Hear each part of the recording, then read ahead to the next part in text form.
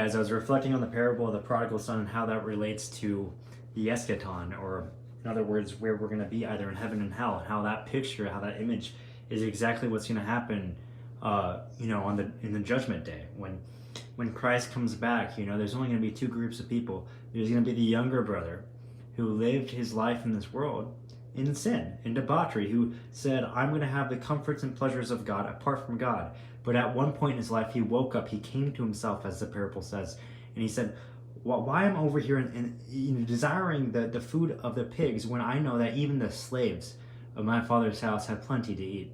So he goes back to the father, and before he even gets the words out of his mouth, the father sees him, meets him a long ways away with compassion, throws a party, puts a robe around him, covers his sins, and throws a party.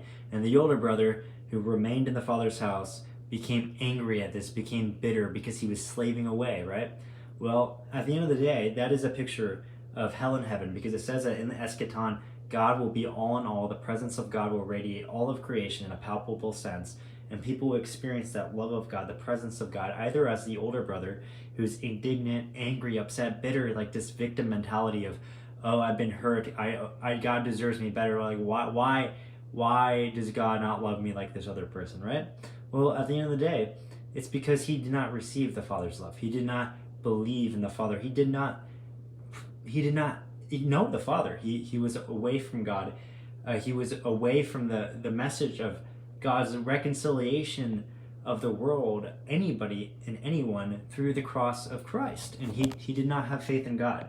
And that is how people in hell are the older brother, right? The people in heaven are the younger brothers. Older brothers go to hell, younger brothers go to heaven, because the younger brother, the prodigal, realizes that he spent his life apart from God and turns back to God. But the older brother never realizes that he was actually apart from God, that he lived his life apart from God. And we all live our lives apart from God. We have our pleasures, our ego, everything about us just naturally is not with God. But if we wake up and we realize that we're living apart from God because of our ego, and realizes that we need God back in our life, then we will be reconciled to God. But those who are not realizing that, coming to that realization of being apart from God, never do come back to God, and they're indignant upon those who do.